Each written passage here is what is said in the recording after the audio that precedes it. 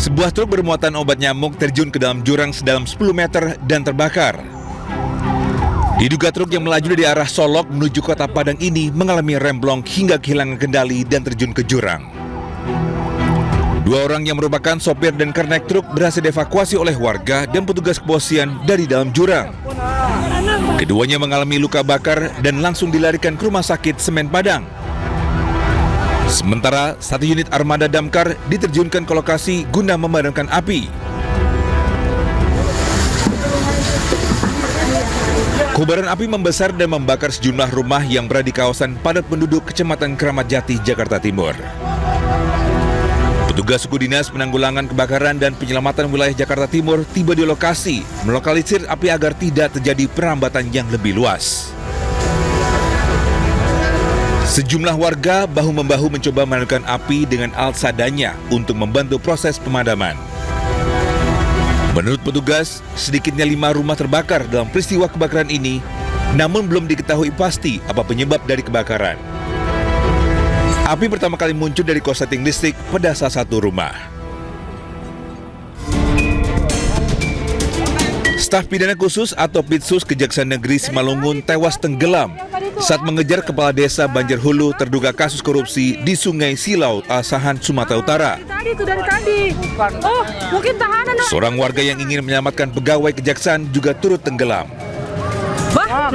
Sebelumnya, pihak kejaksaan akan melakukan pemanggilan kepala desa dan bendahara desa Banjarhulu di sebuah kafe pinggir sungai terkait dugaan kasus korupsi dengan kerugian negara lebih dari 300 juta rupiah. Namun melihat pihak kejaksaan tiba, kepala desa melakukan perlawanan dengan menyeburkan diri ke sungai. Petugas berusaha mengamankan pelaku, namun salah satu petugas hanyut terbawa arus sungai. Kini kepala desa Banjarhulu yang sempat melarikan diri telah diamankan ke kantor Kejaksaan Negeri Simalungun, sedangkan tim SAR melakukan pencarian hingga 7 hari ke depan. Tim Liputan iNews melaporkan.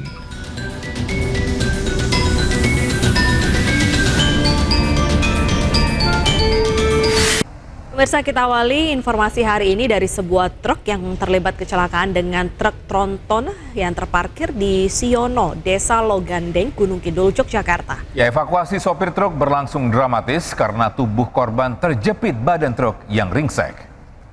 Hati-hati. Aduh.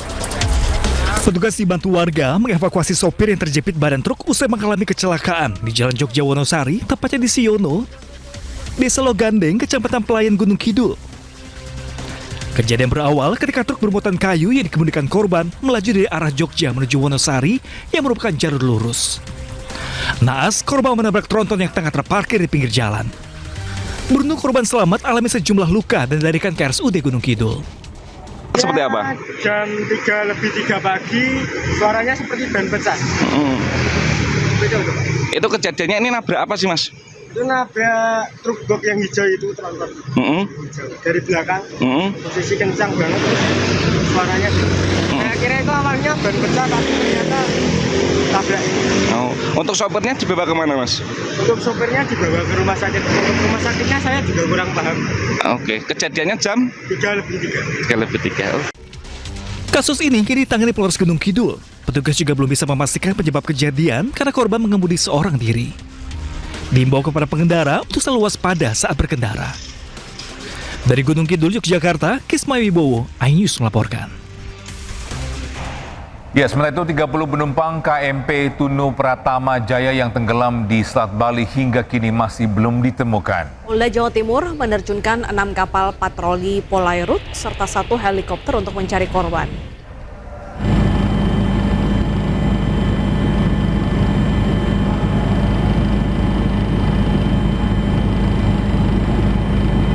Polairut Polresta Banyuwangi dan 35 personel Polda Jatim saat ini masih terus melakukan pencarian para korban.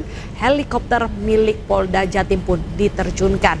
Hal ini untuk mempermudah melihat jangkauan terjauh di sekitar lokasi tenggelamnya kapal. Sementara menurut data terakhir dari Posko Operasi SAR dan Potensi SAR gabungan di Pelabuhan Ketapang, sebanyak 30 orang penumpang kapal telah ditemukan selamat dan 6 korban lainnya meninggal dunia. Ya, hingga kini tim SAR gabungan masih terus melakukan pencarian 29 orang korban lainnya.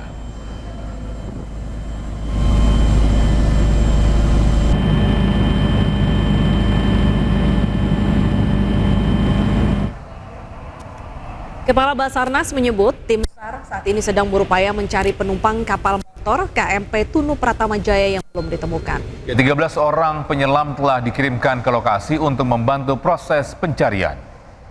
Pada saat distress itu disampaikan, jadi distress disampaikan itu informasi yang diperoleh bahwa kondisi kapal sudah dalam kondisi tenggelam. Jadi mungkin itu yang dihadapi, sehingga pada saat kejadian malam itu sampai dengan pagi hari, sebenarnya kendalanya kondisi cuaca tengah malam, kemudian di situ ada ombak dan juga arus. Sehingga secara tidak langsung pada saat korban-korban yang kita temukan ini ternyata posisinya sudah bergeser lebih dari 12 nautical mile dari titik yang diperkirakan tenggelamnya kapal. Sesuai ketentuan bahwa Badan SAR Nasional akan melaksanakan operasi itu normalnya di 7 hari kerja. Namun operasi itu setiap saat bisa kita evaluasi dan bisa kita perpanjang sesuai dengan kebutuhan. Jadi bicara masalah keberadaan korban, ada 2 kemungkinan kalau korban ini sudah meninggalkan kapal atau bisa saja ada kemungkinan apakah ada yang terjebak. Jadi kemungkinan ada di 2 itu. Tapi kalau kita bicara masalah yang bisa meninggalkan kapal, pasti kita akan menghitung dari kecepatan arus, kondisi ombak, dan juga angin. Nah, itu mungkin yang menjadi referensi untuk teman-teman di lapangan. Kita sudah memberangkatkan pagi ini ada 13 personil dari Basarnas Special Group. Dan memang yang kita berangkatkan adalah personel-personel yang memiliki kemampuan underwater rescue. Artinya mereka memiliki kemampuan menyelam bahkan sampai di 200 meter salah satu. 6 jenazah korban tenggelamnya KMP Tunu Pratama Jaya, 1 diantaranya merupakan balita berusia 3 tahun dan Kamis malam tiba di Pelabuhan Ketapang, Banyuwangi, Jawa Timur. Ya, seluruh korban langsung dibawa ke RSUD Blambangan untuk proses identifikasi.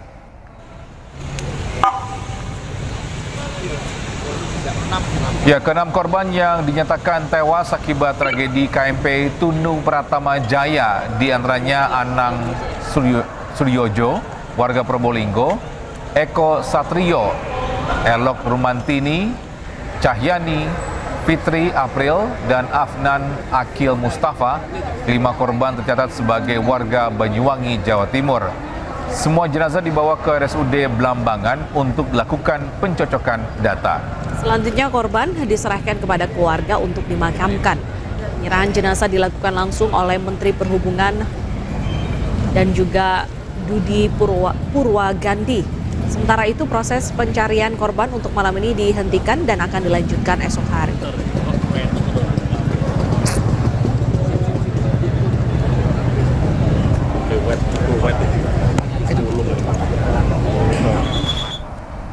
Ya, bisa sejumlah penumpang KMP Tunu Pratama Jaya menceritakan momen terombang-ambing di tengah laut setelah kapal yang ditumpangi karam. Saiful, salah satu korban selamat yang melompat dari kapal dan diselamatkan kapal nelayan di pantai Candi Kusuma, Jembrana, Bali. Selamat. Salah satu penumpang bernama Saiful menceritakan KMP Tunu Pratama Jaya dengan cepat tenggelam di Selat Bali. Warga Jember, Jawa Timur ini selamat setelah melompat sesaat sebelum kapal terbalik. Dirinya tidak sempat mengambil pelampung atau life jacket.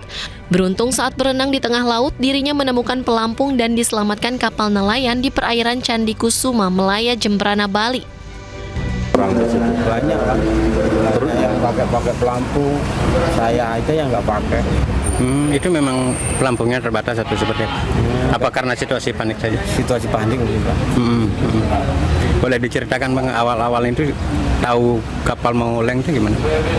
Ya tiba-tiba saya kan naik ke atas, tiduran, main HP, kok rame. Kok tiba-tiba kapal itu miring. Ya itu saya terus naik ke atas itu, terus miring-miring, cepet langsung loncat dah saya. Tapi pas Mas lompat itu ingat posisi kapalnya sudah miring. Sudah miring ya, sudah miring. Sudah mau tenggelam, sudah mau kebalik. Balik dah. Saat ini tim SAR gabungan masih melakukan pencarian terhadap penumpang KMP Tunu Pratama Jaya. Informasi sementara, sejumlah penumpang sudah berhasil ditemukan selamat di perairan selatan Jembrana dan beberapa penumpang diantaranya ditemukan meninggal dunia. Dari Jembrana, Bali, Nyoman Sudika, iNews melaporkan. Dirjen Perhubungan Laut Kemenhub mengungkap kronologi tenggelamnya kapal motor penumpang KMP Tunu Pratama Jaya yang mengangkut 53 penumpang, 12 kru dan 22 kendaraan. Ya, KMP Tunu Pratama Jaya berlayar Rabu 2 Juli 2025 pukul 23:05 waktu Indonesia Barat dari Pelabuhan Ketapang, Banyuwangi menuju Pelabuhan Gilimanuk, Jembrana. 15 menit kemudian atau pukul 23:20 waktu Indonesia Barat, KMP Tunu Pratama Jaya mengirimkan kode tanda bahaya yang diterima operator Pelabuhan Gilimanuk.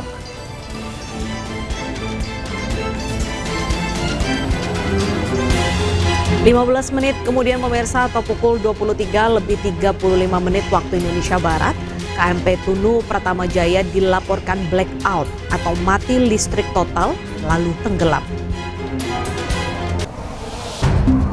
Ya, adapun daftar penumpang KMP Tunu Pratama Jaya tercatat 65 orang dengan rincian 53 orang penumpang dan 12 kru kapal.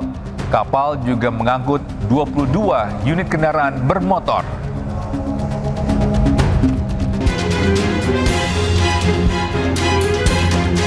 Hingga berita ini diturunkan, Basarnas merilis 6 orang penumpang dilaporkan tewas, 30 penumpang selamat, sementara 29 orang dilaporkan hilang dan masih dalam proses pencarian. Ya, sementara itu untuk mencari korban hilang, Basarnas menurunkan 400 tim evakuasi termasuk 13 orang tim penyelam khusus dari Basarnas Special Group.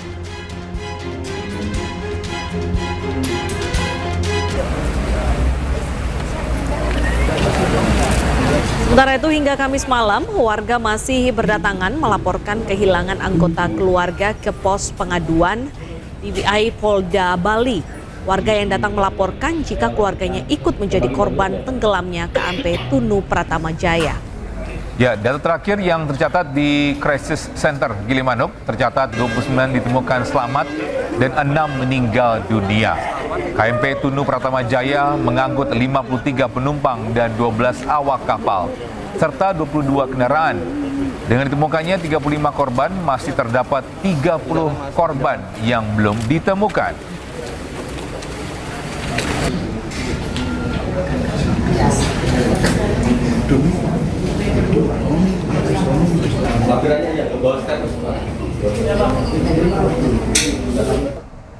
Pemirsa, pemerintah Provinsi Jawa Timur berjanji menanggung biaya pengobatan warga yang menjadi korban kapal tenggelam di Selat Bali. Ya, sementara itu hingga kini pencarian korban hilang terus dilakukan.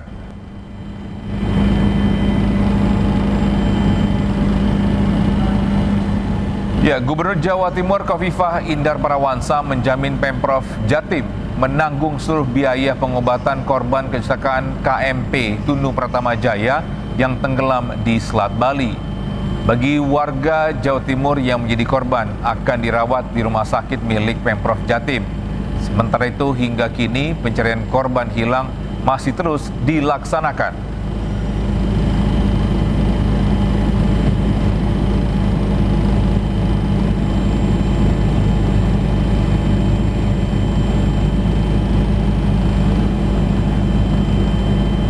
Sampaikan semua akan menjadi tanggung jawab Pemprov jikalau mereka berkenan dilayani di Rumah Sakit Pemprov Jawa Timur.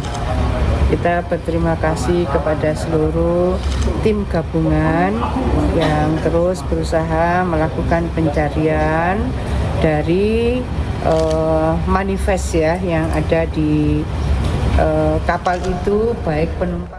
Dan bisa untuk mengetahui informasi terkini dari pencarian korban kapal tenggelam, kita bergabung dengan rekan Eris Utomo dari Pelabuhan Ketapang. Selamat pagi Eris, bagaimana hasil pencarian saat ini? Apakah ada penambahan orang yang berhasil ditemukan? Ya, selamat pagi Rita dan Rocky dan juga pemirsa. Ya, saat ini memasuki hari kedua pasca tenggelamnya KMP Tunu Pratama Jaya masih dilangsungkan untuk pencarian. Dan beberapa menit yang lalu sudah berlangsung dan berakhir rapat koordinasi dari berbagai pihak untuk melakukan serangkaian rencana dalam proses pencarian korban. Dan di situ juga terbagi menjadi beberapa regu, yakni ada regu laut, di situ bertanggung jawab adalah TNI Angkatan Laut, dan regu darat atau regu darat di sini adalah dari pihak kepolisian dan TNI Angkatan Darat, dan juga regu udara, di mana di sini akan yang bertanggung jawab adalah Basarnas. Dan memang untuk regu darat akan dilakukan atau koordinasi lebih lanjut melalui Babin Kaptipmas maupun dari Babinsa juga. Yang utamanya pada daerah pesisir yang memiliki pantai, di mana juga mengerahkan nelayan setempat untuk juga ikut serta di dalam proses pencarian. Dan juga akan ditambah 2 alutsista dalam pencarian ini, yaitu dari Angkatan Laut telah mendatangkan 2 KRI, salah satunya adalah KRI Tongko. Demikian. Ya, Eris, terkait dengan mungkin tadi kan sempat disampaikan penambahan alutsista untuk pencarian korban. Apakah ada juga tambahan dari personel Basarnas atau tim gabungan? Ya, tentunya dengan adanya tambahan alutsista juga akan menambah juga personil dalam ini.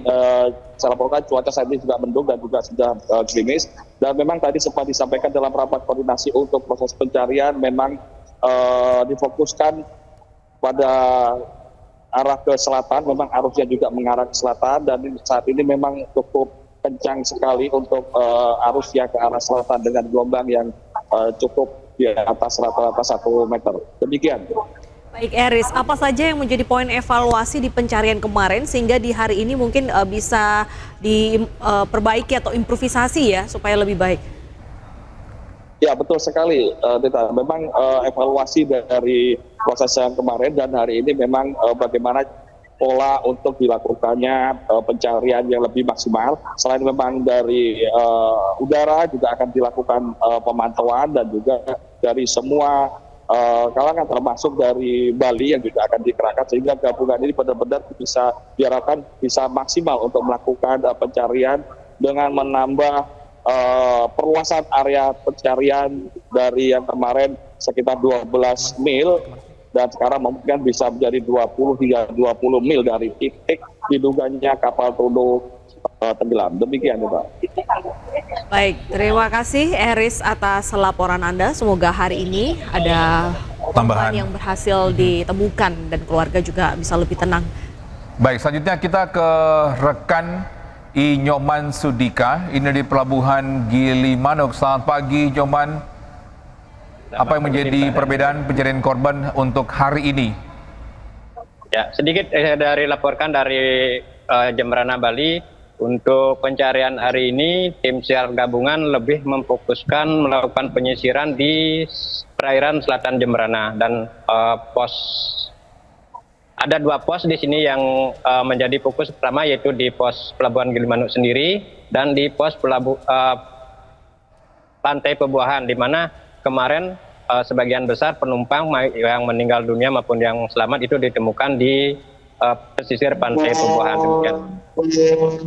Ya, Nyoman, apakah hari ini ada penambahan mungkin dari personelnya? Kalau personel masih tetap, cuman dari kantor SAR Denpasar sendiri rencananya mengerahkan KN Arjuna ya untuk yang diberangkatkan dari Benoa kemarin untuk membantu pencarian di Selat Bali. Kalau untuk cuaca hari ini apakah cukup bersahabat? Untuk cuaca masih seperti kemarin, angin cukup kencang, namun panasnya berkurang karena mendung dan gelombang juga masih cukup tinggi. Di krisis center sendiri bagaimana kondisi para keluarga dan apakah dari pihak petugas ini memberikan informasi yang tepat dan cepat supaya mereka juga lebih tenang menunggu proses ini, lebih sabar? Untuk hari ini di krisis center di Pelabuhan Gilimanuk sendiri masih cukup lengang, tidak seperti kemarin. Ini yang banyak di sini cuma beberapa petugas masih standby, sedangkan untuk pihak keluarga maupun korban kemarin sudah semua diberangkatkan ke Banyuwangi dan beberapa 7 orang ada di Bali. Dan untuk keluarga sendiri yang sampai kemarin malam masih ada yang melapor, sampai pagi ini masih belum terlihat kedatangan para korban lagi. Ya, Nyoman, bisakah diperlihatkan ke kita semua untuk situasi terkini di sana, mungkin terkait mungkin keluarga yang masih menunggu kabar agar korban ini diselamatkan? Saat ini masih ada beberapa baru datang keluarga korban juga yang masih setia menunggu. Mereka dengan sabar menunggu kepastian kedatangan atau informasi yang terkait dengan keluarganya yang sampai saat ini belum ditemukan. Apakah banyak keluarga yang datang dari luar Bali? Untuk di Jemberana hari ini tidak begitu banyak, dan suasana di krisis center di dalam juga ada beberapa petugas dan posko kesehatan juga sudah tidak ada ini aktivitas pendataan masih berlangsung. Untuk keluarga sudah jauh berkurang dibandingkan dengan hari kemarin. Ya, Nyoman, ini untuk warga yang masih hilang, apakah ini warga Bali kah atau Di luar Bali? Di luar Bali. Kebanyakan warga Bali yang memang keluarganya ikut di dalam KMP Tunu Pratama Jaya kemarin. Baik, terima kasih Nyoman atas laporan Anda. Semoga dari pencarian di Pos Gilimanuk juga membuahkan hasil yang baik hari ini. Selamat bertugas kembali. Pemirsa, penertiban pedagang kaki lima yang berjualan dengan menggunakan motor di kawasan Monas, Jakarta Pusat ini berlangsung ricuh. Ya, pedagang yang kesal karena barang dagangannya akan diangkut paksa terlibat baku hantam dengan petugas.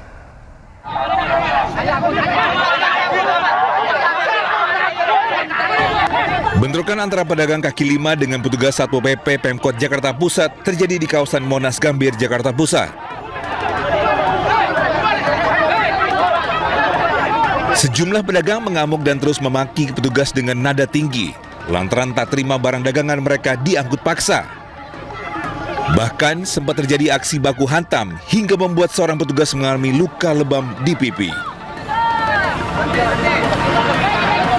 Meski sadar adanya larangan berjualan di sekitaran Monas, namun para pedagang menyayangkan sikap arogan petugas yang melakukan penertiban dengan mengangkutan paksa barang dagangan. Pedagang langsung diambilkan gitu, itu kan belanja Pak, keluarin duit gitu. Asalkan diusir, anak-anak kan pada nurut pedagang Pak, nurut. Enggak apa? Baik-baik gitu. Minta tolonglah, mundur dulu ke belakang. Saya mau ini tugas, lagi tugas ini harus bersih di sini. Anak-anak enggak bandel Pak, tetap aja keluar. Setelah sempat terlibat kericuhan, para pedagang akhirnya memilih membubarkan diri menjauhi dari lokasi. Dari Jakarta Pusat, Rani Sanjaya, iNews melaporkan. Bisa tembok pembatas perlintasan kereta di Jatinegara, Jakarta Timur sengaja dilubangi untuk dugaan kegiatan prostitusi. Pihak berwenang telah menutup tembok yang dilubangi oleh oknum tak bertanggung jawab untuk keamanan dan kenyamanan warga sekitar.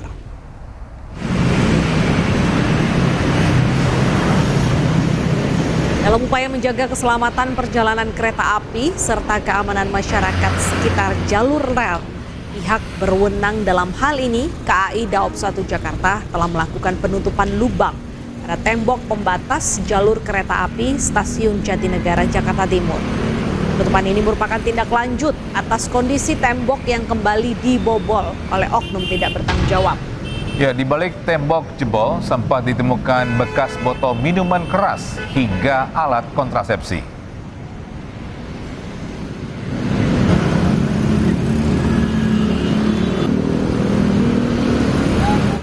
Sebelumnya tembok pembatas rel di Jatinegara Cipinang, Jakarta Timur ini dibobol hingga berlubang, Togi. Ya, miris pemirsa, ini lubang di tembok pembatas rel Jatinegara ini jadi akses penyeberangan liar hingga dugaan praktek prostitusi di sekitaran rel.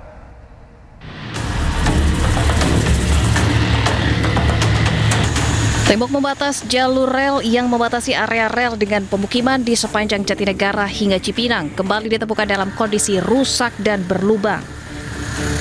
Pagar yang dibangun sebagai upaya pengamanan dan sterilisasi area jalur rel dibuka secara ilegal oleh warga dan oknum tak bertanggung jawab. Akses ilegal ini kerap digunakan untuk penyeberangan liar hingga dugaan praktik prostitusi liar yang memanfaatkan lokasi sekitar rel.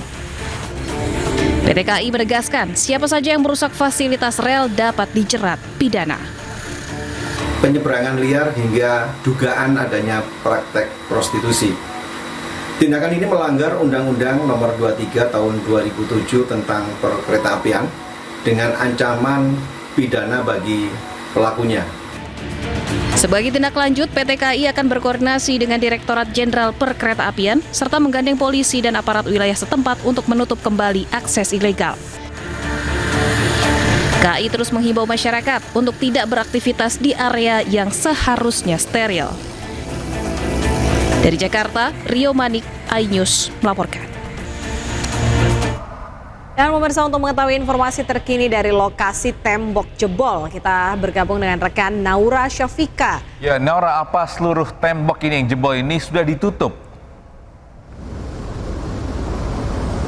Ya, selamat pagi Togi dan juga Deta.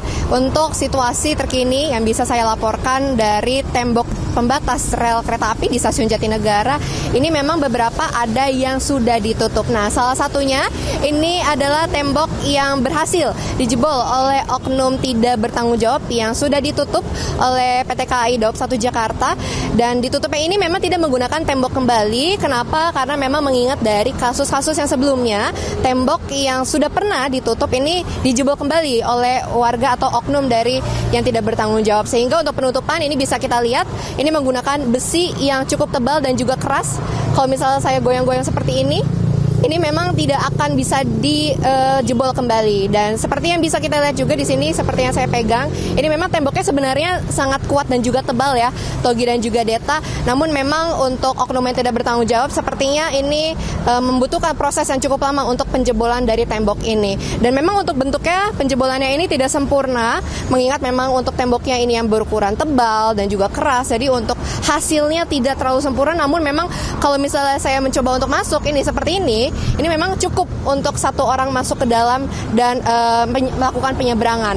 Dan tidak hanya di lokasi ini saja yang dekat dengan halte Transjakarta Pasar Enjo, di belakang saya ini juga masih ada beberapa lubang yang dijebol oleh oknum tidak bertanggung jawab dan sudah dilakukan penutupan oleh pihak berwenang. Dan jika ditotal dari informasi yang kami dapatkan, untuk total lubang yang dilakukan penjebolan sepanjang dari Stasiun Jatinegara hingga Stasiun Klender ini totalnya kurang lebih di angka 25. Dan memang sudah dilakukan penutupan secara berkala, sehingga untuk saat ini bisa kita lihat ini sudah ada yang ditutup. Dan ini untuk lokasi yang kedua. Lokasi kedua dari tembok yang dijebol oleh oknum yang tidak bertanggung jawab. Di sini juga sudah dilakukan penutupan kembali menggunakan besi yang ini memang sangat kuat dan diharapkannya juga tidak akan bisa dilakukan penjebolan kembali oleh oknum yang tidak bertanggung jawab dan juga dari warga sekitar. Dan mengingat memang untuk lokasi ini merupakan lokasi yang berbatasan dengan rel kereta Stasiun Jatinegara hingga Stasiun Klender. Jadi memang jika adanya penjebolan seperti ini yang dilakukan oleh oknum yang tidak bertanggung jawab, ini memang bisa membahayakan oleh warga sekitar, kemudian juga membahayakan untuk pengguna kereta api juga pastinya, sehingga memang akan terus dilakukan evaluasi. Bahkan juga dari informasi yang kami dapatkan dari Satpol PP, ini juga bekerja sama dengan KAI Daob 1 Jakarta, terus melakukan patroli di malam hari untuk menghindari adanya oknum-oknum yang tidak bertanggung jawab untuk kembali melubangi tembok-tembok yang ada di sepanjang rel kereta Stasiun Jatinegara hingga Stasiun Klender. Sementara itu, Togi dan Deta kembali ke studio. Baik, terima kasih Naura. Semoga tidak ada lagi yang nekat menjebol dan memang ini harus ada penindakan karena itu merusak fasilitas umum. Ya. Baik, selamat bertugas kembali. Baik, bisa bentrokan antara warga dan aparat terjadi saat eksekusi lahan sengketa di Desa Katumbangan, Lemo, Polewali Mandar, Sulawesi Barat. Polisi berhasil mengamankan puluhan orang yang diduga sebagai provokator.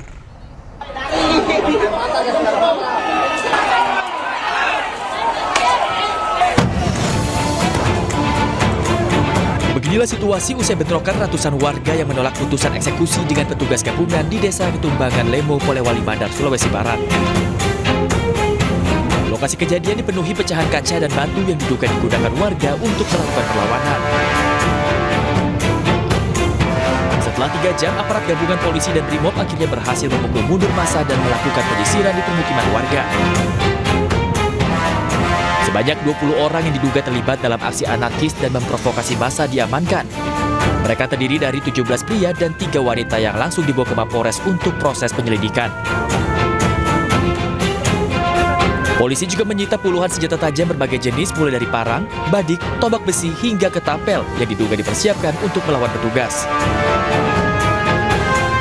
Setelah situasi kondusif, Panitera Pengadilan Negeri Polewali Mandar membacakan putusan eksekusi di titik objek sengketa.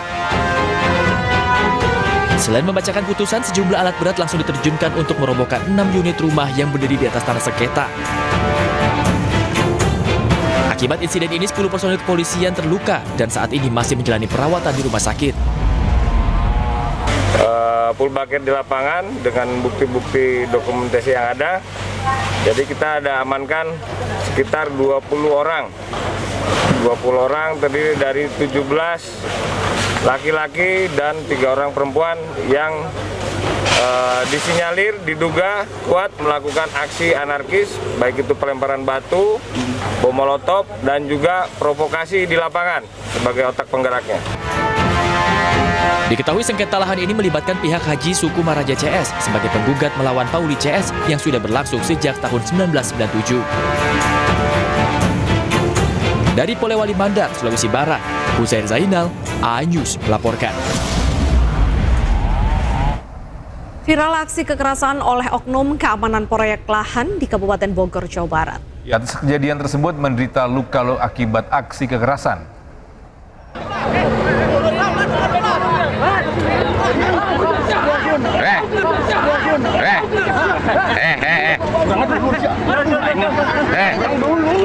Aksi kekerasan yang dilakukan sekelompok orang terjadi di Kabupaten Bogor, Jawa Barat. Seorang warga mengaku menghentikan kegiatan pembuldozeran lahan karena tanah yang disengketa merupakan tanah garapan.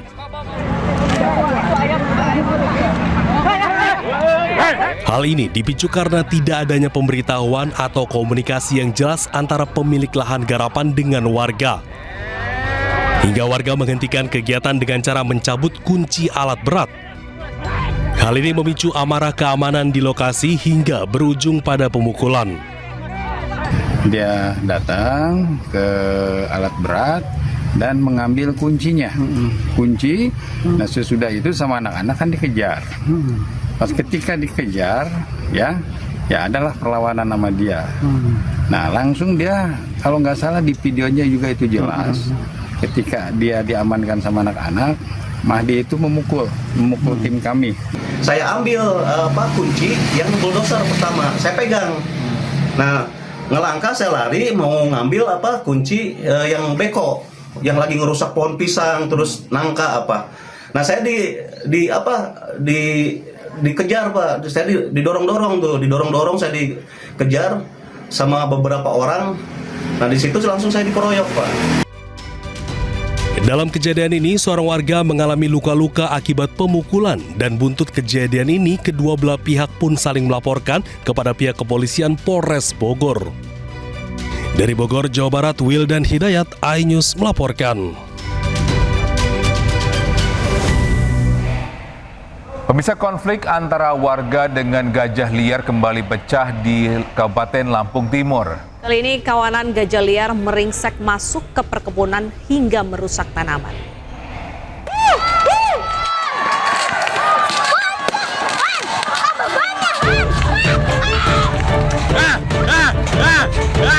kawanan gajah liar, penghuni Taman Nasional Waikambas kembali memasuki permukiman. Kali ini konflik warga dengan gajah pecah di Desa Braja Asri, Kabupaten Lampung Timur, Lampung. 6 ekor gajah memasuki area persawahan. Warga desa bersama aparat gabungan berusaha mengusir gajah-gajah ini.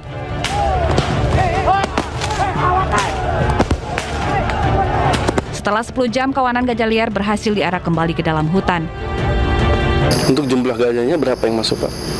Jumlah gajah 6 ekor, 5 dewasa, 1 anak. Upaya kita sendiri untuk mengatasi ini agar tidak terjadi lagi seperti apa, Pak? Ya, sampai saat ini kita baru bisa melakukan penjagaan dan penghalauan. Menurut warga, gajah liar telah masuk ke permukiman selama 4 bulan terakhir. Gajah-gajah merusak tanaman di kebun dan membuat warga resah. Puluhan hektar. Apa aja Pak yang dirusak? Salah satunya padi. Bibit padi yang masih kecil-kecil, mungkin baru setengah bulan atau 1 bulan, itu rusak. Terus singkong, terus jagung, terus tadi tempatnya gajah tadi ngecamp dari tadi malam itu kebun coklat.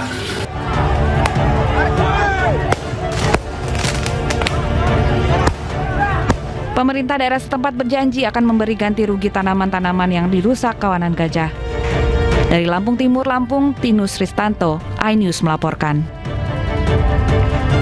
Kita ke informasi lainnya, pemirsa. Kecewa anaknya tidak diterima pada pendaftaran murid baru. Ini puluhan warga Makassar memblokir jalan menuju ke sekolah. Ya, sementara itu di Cilegon, Banten, belasan ibu rumah tangga ramai-ramai melayangkan protes lantaran anaknya tidak diterima bersekolah. Anak warga di sini tidak masuk SMA, tidak bisa lolos. Jadi kita juga tidak bisa kasih jalan.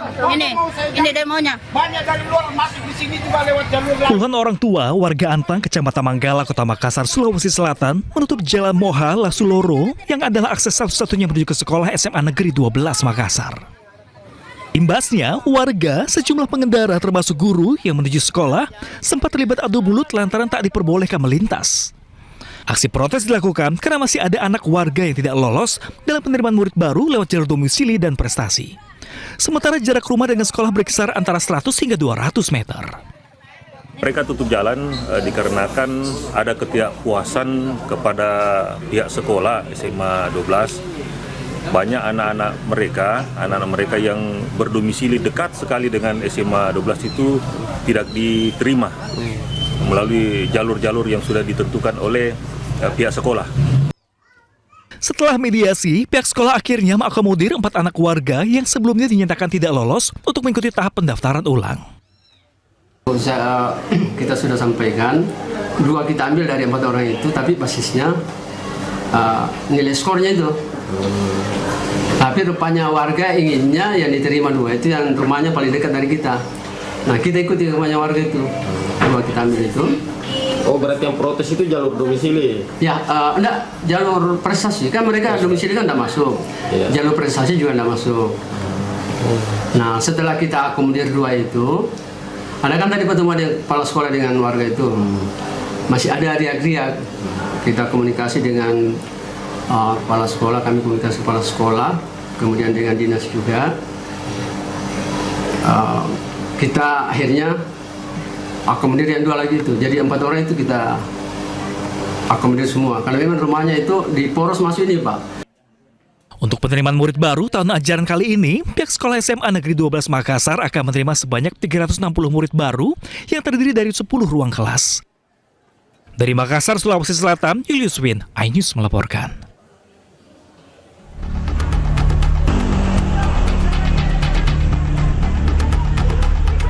Sambil membawa karton bekas yang berisi tulisan kekecewaan, belasan emak-emak ramai mendatangi SMP Negeri 12 Kota Cilegon di Kecamatan Purwakarta, Banten. Kedatangan warga ke lembaga pendidikan ini awalnya ingin menyuarakan aspirasi mereka lantaran anak-anak tidak diterima bersekolah pada saat sistem penerimaan murid baru dibuka. Padahal, menurut calon wali murid, jarak rumah maupun nilai yang dilampirkan pada saat pendaftaran telah memenuhi kriteria. Tetapi donasi itu di kampung saya ada yang keterima. Dan kalau untuk masalah nilai, kan tidak tahu. Tapi pokoknya intinya anak itu lebih gede nilainya dari anak saya. Lebih kecil ya, lebih gedean anak saya itu diterima. Karena tidak ada pihak sekolah yang bisa ditemui, emak-emak ini kemudian menggeruduk kantor Dinas Pendidikan dan Kebudayaan Kota Cilegon untuk menyampaikan keluh kesah mereka. Kabid Pendidikan Dasar pada Dindikbud Kota Cilegon berjanji akan memperjuangkan anak-anak yang tidak diterima bersekolah ini. Daya tampungnya memang hanya 4 rombel sesuai dengan ketersediaan ruangan kelas gitu kan. Hanya 140 siswa. Jadi memang anak-anak yang agak sedikit jauh itu memang belum tertampung. Kini warga berharap masa depan anak-anak yang sempat ditolak bersekolah di SMPN 12 Kota Cilegon bisa diterima, sehingga mereka tidak khawatir akan masa depan pendidikan anak-anak mereka. Dari Cilegon, Banten, Iskandar Nasution, iNews melaporkan. Ya, kita ke informasi lain, pemirsa, anak tak masuk jalur domisili. Ratusan warga Pamulang ini menggeruduk SMA Negeri 3 Tangerang Selatan, Banten. Akses masuk menuju sekolah diblokade para orang tua dengan dicor.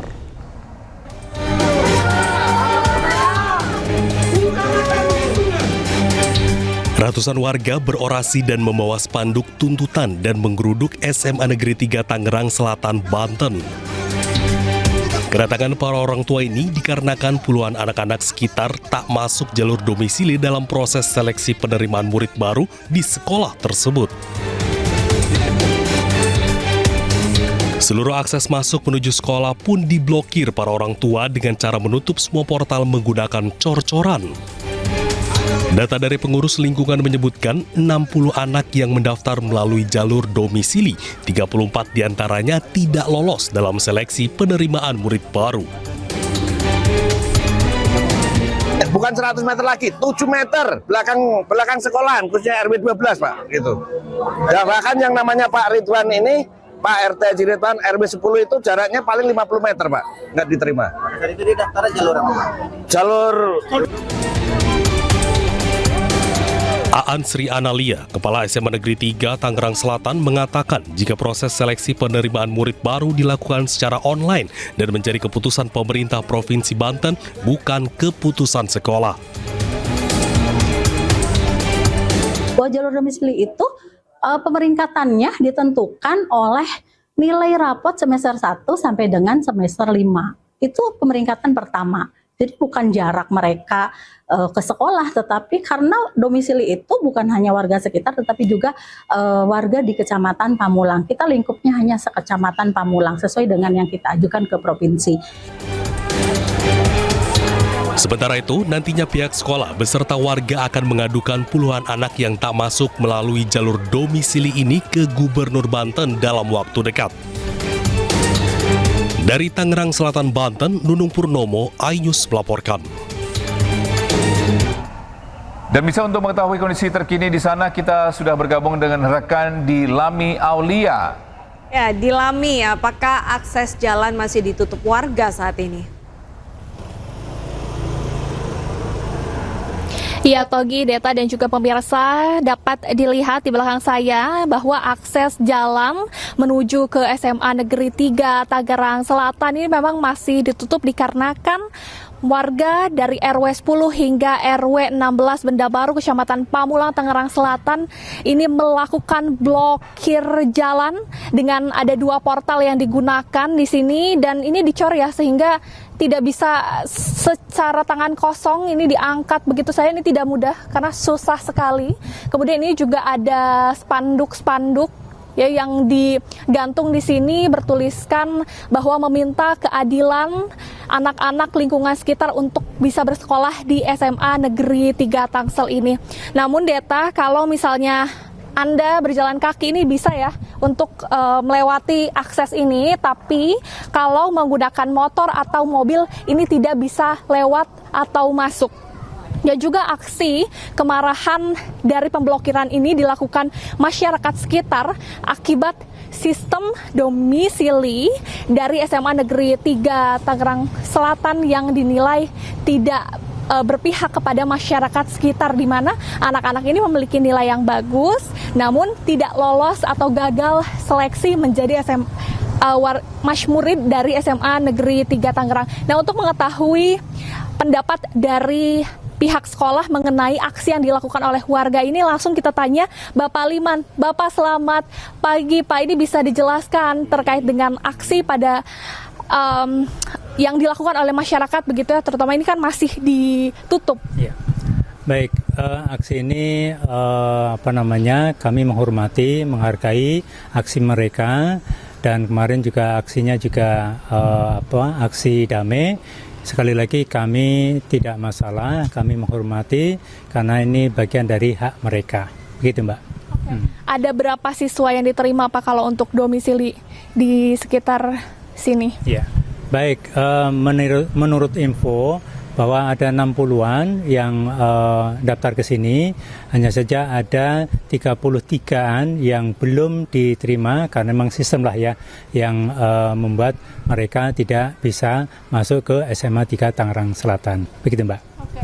Kalau untuk diskusi, ini kan sempat diskusi katanya dengan pihak sekolah, itu seperti apa? Ya, baik, kemarin diterima dengan baik oleh Ibu Kepala Sekolah, perwakilan dari yang menamakan Wong Pitutu diterima oleh Pak Sekolah, dan semua aspirasinya itu ditampung dan insya Allah oleh Ibu Kepala Sekolah akan dibawa ke tingkat tinggi, dalam hal ini Dinas Pendidikan Provinsi, dan tentunya ke Pak Gubernur yang mempunyai kebijakan seperti itu.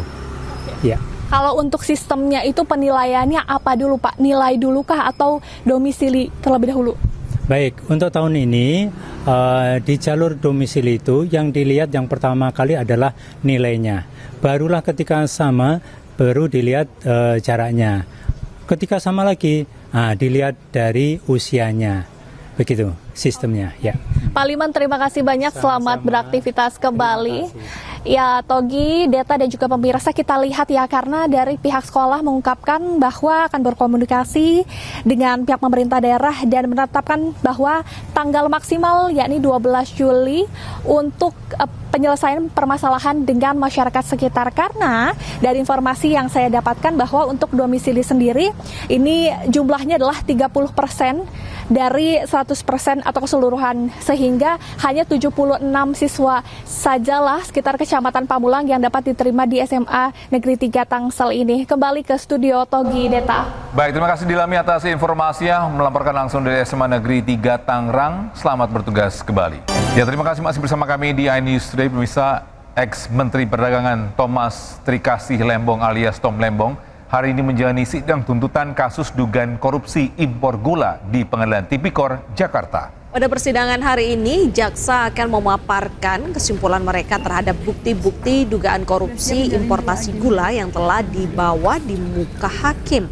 Baik jaksa maupun terdakwa dalam sidang sebelumnya sama-sama telah menghadirkan saksi dan ahli.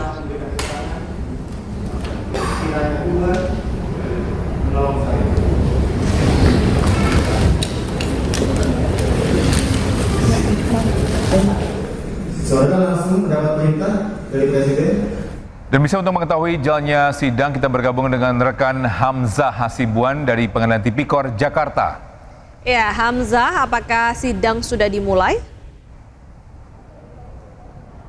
Ya, Togi, Deta, dan juga pemirsa, terkait dengan sidang dari kasus korupsi importasi gula yang terjadi di Kementerian Perdagangan di periode tahun 2015 hingga tahun 2016 yang melibatkan mantan Menteri Perdagangan Thomas Trikasih Lembong saat ini masih belum dimulai. Informasi awal yang kami dapatkan, sidang akan berjalan pada pukul 10.00 waktu Indonesia Barat, namun hingga saat ini kami ini masih belum melihat adanya dimulainya sidang di salah satu ruang sidang yang ada di Pengadilan Negeri Jakarta Pusat. Sebelumnya kami juga mendapatkan informasi bahwa nantinya Tom Lembong ini akan menjalani sidang pembacaan tuntutan oleh jaksa penuntut umum setelah sebelumnya Tom Lembong ini juga sudah sekitar 20 kali melaksanakan sidang di Pengadilan Negeri Tipikor Jakarta Pusat. Adapun sidang kali ini dijadwalkan untuk pembacaan tuntutan bagi Tom Lembong setelah sebelumnya Tom Lembong juga mengikuti sidang-sidang yang memeriksa saksi, kemudian alat-alat barang bukti, dan yang terakhir pada tanggal 1 Juli 2020 2025 kemarin ini Tom Lembong juga sempat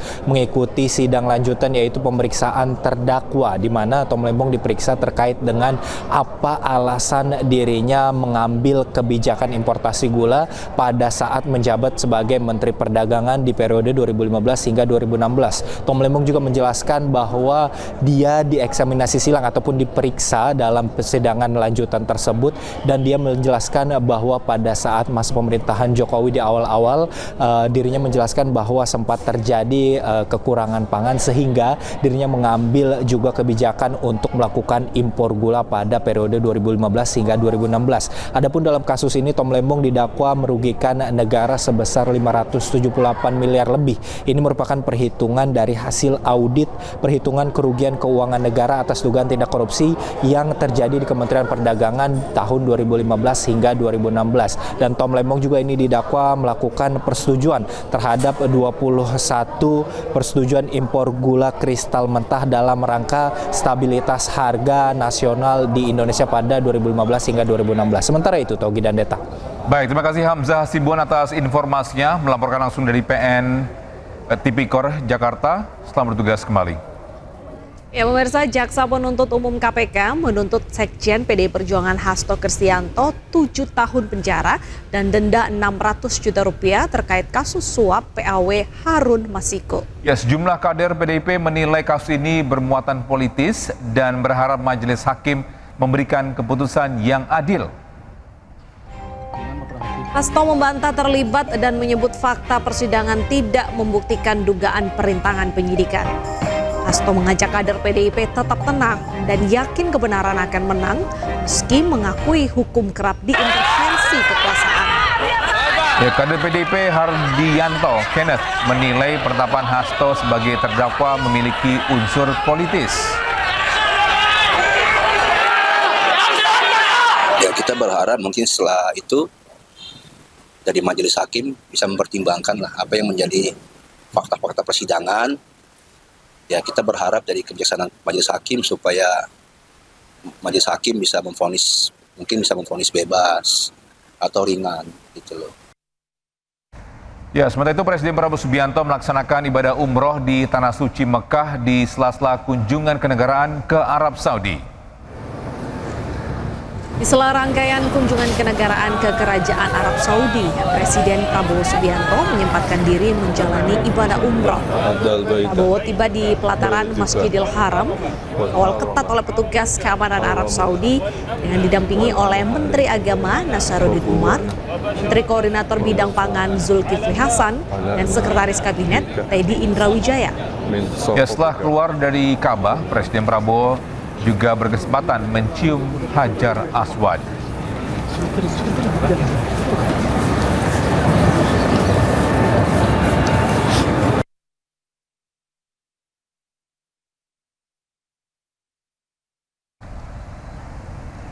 Presiden Republik Indonesia Prabowo Subianto menyampaikan hasil pertemuannya dengan Pangeran MBS sangat produktif. Ya, bahkan dari pertemuan tersebut, Indonesia dan Arab Saudi bersepakat meningkatkan kerjasama dalam sejumlah bidang. Saya kira sangat produktif ya. Kita sepakat untuk tingkatkan kerjasama. Kita baru bentuk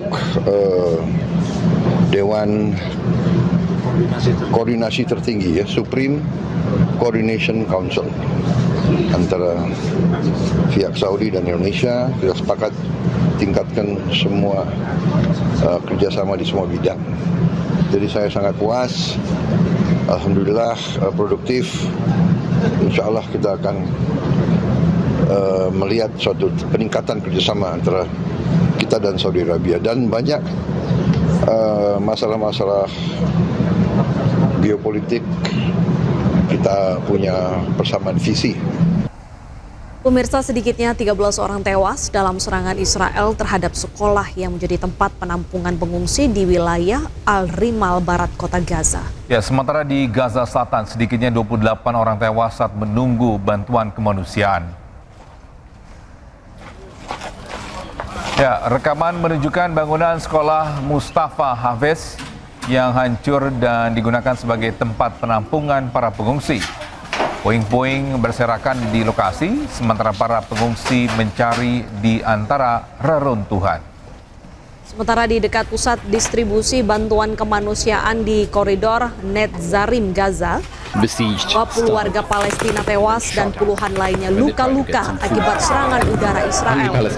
Rekaman video menunjukkan sekelompok wanita menangis di luar rumah sakit Al-Shifa, serta doa-doa pemakaman dilakukan dan jenazah dibawa. Dan menurut laporan media, sekitar 28 orang tewas akibat tembakan tentara Israel ketika sedang menunggu bantuan kemanusiaan di bagian tengah dan selatan jalur Gaza.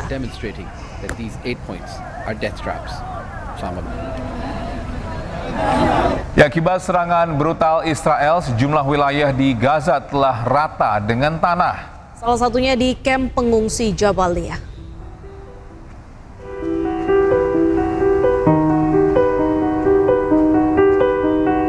Melalui citra satelit, seperti inilah kondisi terkini dari kamp pengungsi Jabalia di jalur Gaza pasca serangan tanpa henti oleh Zionis Israel. Ya, tampak rumah dan bangunan telah hancur, lebur, rata dengan tanah.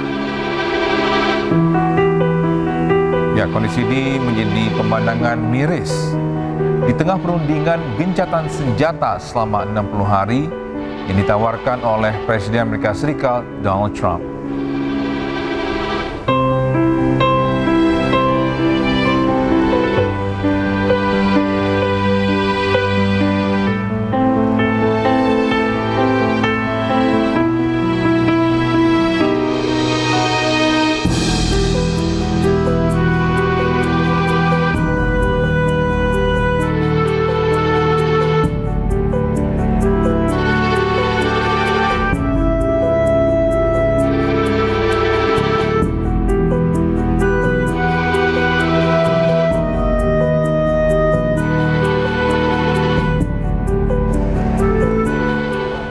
Pemirsa, kekejaman Israel memakan puluhan ribu korban jiwa. Ya, otoritas kesehatan Gaza mencatat Israel telah membunuh 57 ribu orang lebih.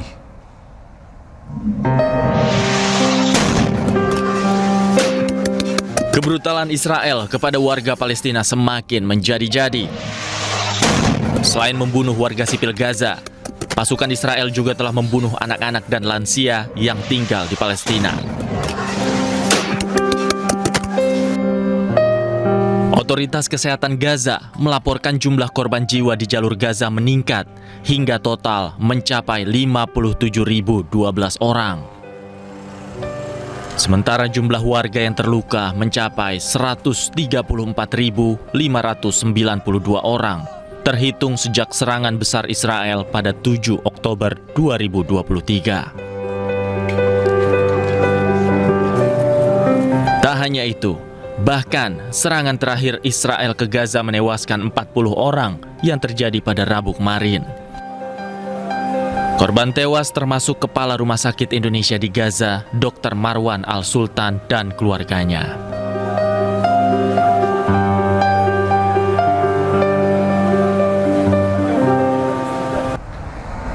Ya, sementara itu ledakan terdengar keras dan asap terlihat mengepul di pinggiran kota Zautar el-Sharikeh di Provinsi Nabatiyeh.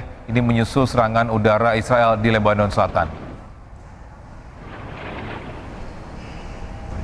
Rekaman ini menunjukkan gumpalan asap hitam tebal mengepul ke langit. Sementara suara ledakan terdengar di latar belakang.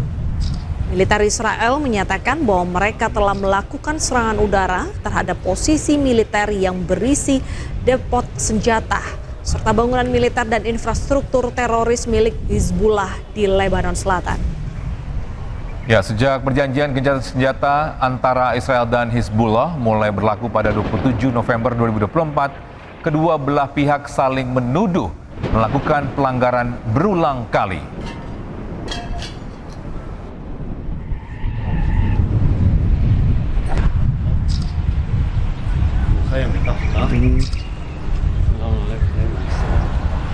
Ya, sementara itu di tengah keganasannya menyerang Gaza, Palestina, 14 menteri Zionis meminta Perdana Menteri Israel Benjamin Netanyahu untuk segera mencaplok tepi barat wilayah Palestina yang telah lama diduduki. Ke-14 menteri tersebut berasal dari Partai Likud pimpinan Netanyahu. Seruan tersebut diberikan kepada Netanyahu dalam bentuk surat penandatanganan para menteri. Menurut Menteri Kehakiman Israel, pencaplokan tepi barat ini adalah kesempatan bersejarah yang tidak boleh dilewatkan oleh Israel. Ya, sementara itu Kerajaan Arab Saudi mengecam keras seruan pencaplokan tepi barat oleh Israel. Baik.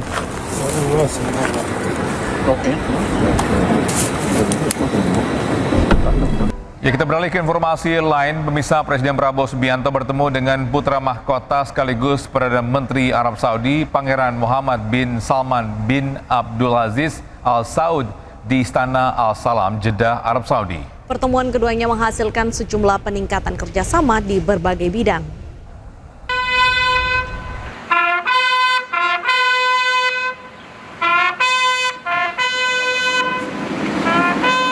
Pasukan berkuda kawal kedatangan Presiden Prabowo di Istana Al Salam, Jeddah, Arab Saudi.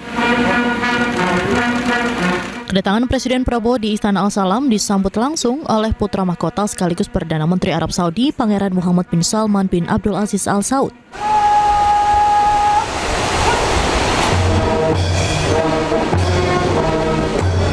Lagu kebangsaan kedua negara berkumandang menyambut kunjungan kenegaraan Presiden Prabowo Subianto di Istana Al Salam. Keduanya memperkenalkan jajaran menterinya masing-masing. Kabinet Merah Putih yang ikut ke Arab Saudi diantaranya ada Menteri Luar Negeri Sugiono, Menteri Agama Nasaruddin Umar, serta Menteri Investasi dan Hilirisasi Rohsan Ruslani. Keduanya pun berdiskusi dan sepakat untuk meningkatkan kerjasama di berbagai bidang.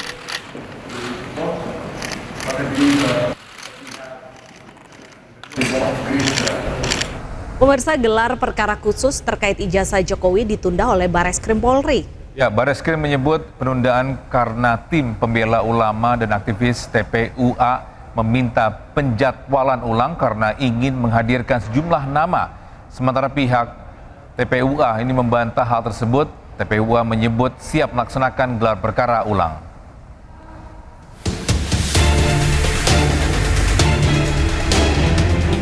Bareskrim Polri menunda gelar perkara khusus perkara tudingan ijazah palsu Joko Widodo. Gelar perkara khusus yang dijadwalkan pada 3 Juli ini diundur menjadi pekan depan hari Rabu 9 Juli mendatang.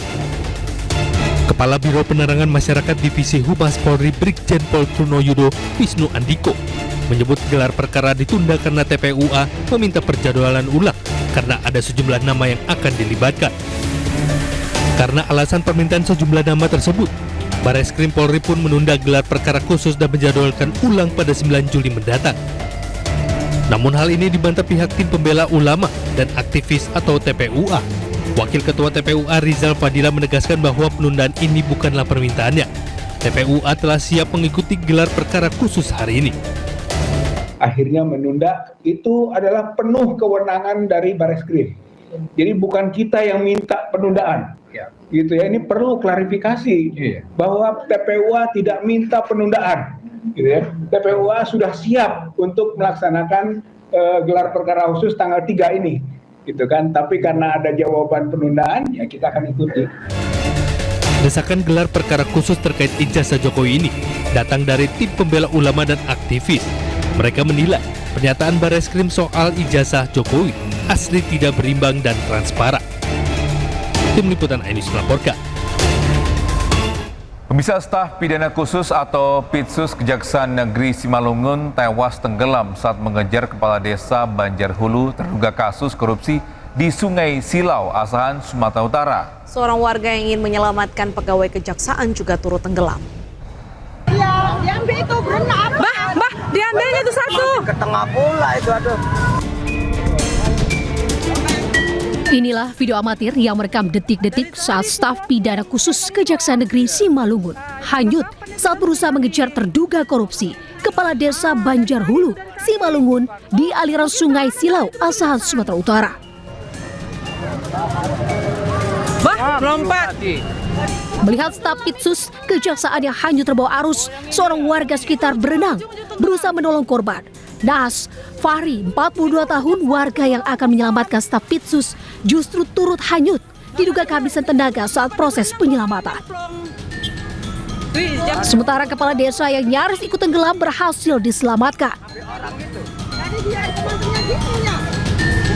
Tim SAR gabungan terus melakukan pencarian terhadap kedua korban dengan melakukan penyusuran aliran Sungai Silau. Sebelumnya, pihak kejaksaan akan melakukan pemanggilan kepada kepala desa dan bendahara desa Banjarhulu di sebuah kafe pinggir sungai terkait dugaan kasus korupsi dengan kerugian negara lebih dari 300 juta rupiah. Namun, melihat pihak kejaksaan tiba di lokasi, kepala desa melakukan perlawanan dengan menceburkan diri ke sungai. Petugas berusaha mengamankan pelaku, namun salah satu petugas hanyut terbawa arus sungai. Perkara apa? Tidak pidana korupsi, tidak pidana korupsi. Kepala desa? Oh iya, kepala desa. Ini kayaknya sudah perlawanan. Nah, Pak Ngulu lari katanya langsung ke sungai, langsung dikejar sama yang bersangkutan. Kini, kepala desa Banjarhulu yang sempat melarikan diri telah diamankan ke kantor Kejaksaan Negeri Simalungun. Sedangkan tim SAR terus melakukan pencarian terhadap staf Pitsus dan warga yang tenggelam hingga 7 hari ke depan. Dari asal Sumatera Utara, Ulil Amri melaporkan. Pemirsa, memasuki tahun ajaran baru 2025-2026, ini warga sudah mulai berburu seragam dan perlengkapan sekolah di Pasar Mester Jatinegara, Jakarta Timur. Ya, tahun ini omset pedagang perlengkapan sekolah meningkat dibanding tahun lalu.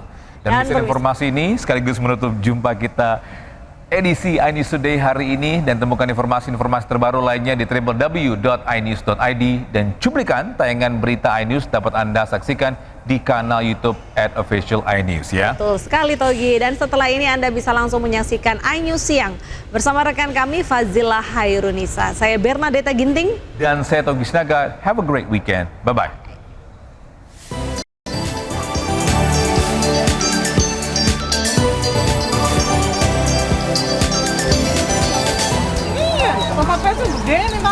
Pasar Mester Jatinegara, Jakarta Timur mulai ramai pengunjung yang mencari perlengkapan sekolah. Dari buku tulis hingga seragam sekolah kini diburu pengunjung. Peralatan menulis banyak dicari orang tua murid di samping sepatu dan perlengkapan lainnya. Beli perlengkapan sekolah, beli buku, pulpen, seragam sekolah. Mumpung belum terlalu dekat dengan waktunya sekolah, jadi kita lebih prepare. Sampai kapan sih ini libur sekolahnya? Insya Allah sampai tanggal 13, tanggal 14 Juli sudah masuk kembali. Menurut pembeli, harga perlengkapan sekolah di pasar ini lebih terjangkau. Seragam sekolah dijual dengan harga beragam, mulai dari Rp120.000 hingga Rp140.000. Ya, sampai akhir bulan masih rame. Soalnya kan kalau baru masuk kan biasa baru pengenalan sekolah. Kalau kita sih kan biasa grosiran buat jual lagi. Ya lumayan lah kalau sekarang sih. Pedagang merasa senang karena keuntungan pada tahun ini meningkat dibanding tahun lalu. Mereka juga berharap keuntungan dari penjualan perlengkapan sekolah terus naik hingga mendekati hari masuk sekolah nanti.